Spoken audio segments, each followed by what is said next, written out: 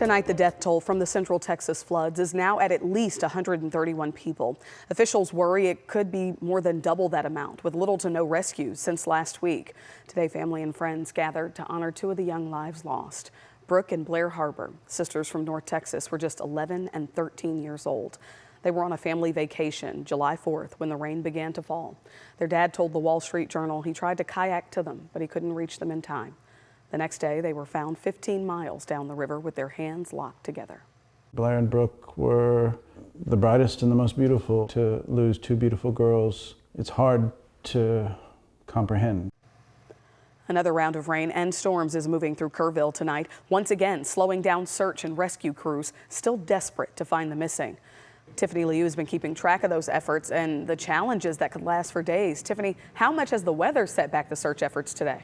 Well, Dia, yeah, it's been a tough day in Kerr County. It's again been raining, and this afternoon it caused more flash floods in the area. The sheriff's office said rain gauges showed 4 to 7 inches fell by noon today, with more expected. They vacated all volunteers to higher ground as first responders tried to safely continue looking for missing people.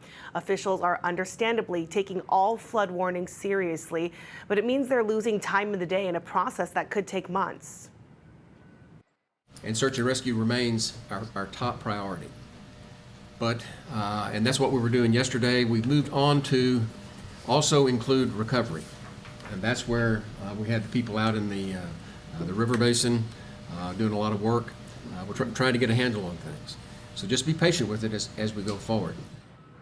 Right now, there are still 101 people missing statewide. 97 of them are from the Guadalupe River flooding. Most people missing from Kerr County, some from the neighboring county, Kendall County. So many families are still looking for their loved ones.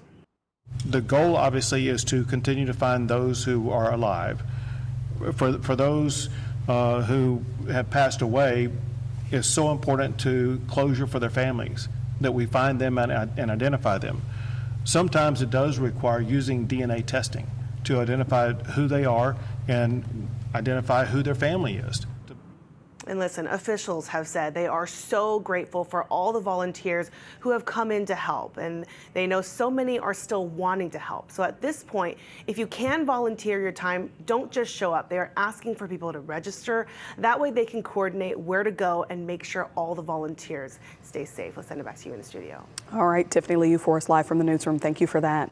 From San Antonio to Houston to Dallas, cities across Texas have gathered to grieve. Tonight, Fort Worth will do the same, with a vigil planned to honor the victims. Matt Howerton joins us now live from Fort Worth City Hall now. And Matt, this tribute will look a bit different.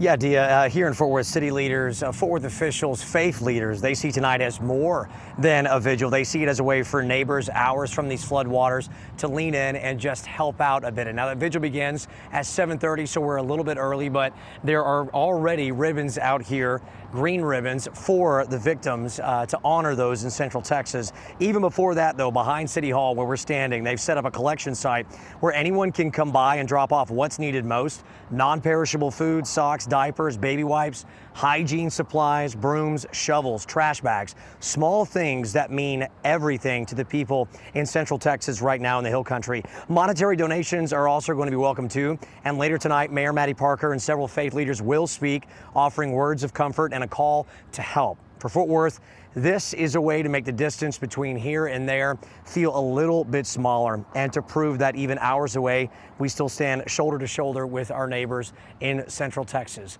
Live from Fort Worth, that vigil beginning tonight at 7:30 p.m. For now, I'm Matt Howerton, back to you. All right, Matt, thank you for that.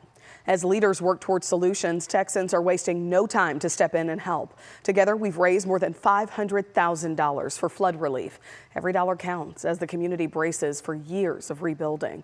You still have time to help. Just scan that QR code on your screen if you'd like to donate to the Tegna Texas Flood Relief Fund. Every dollar you give goes straight to nonprofits on the ground, helping families recover right there in Central Texas.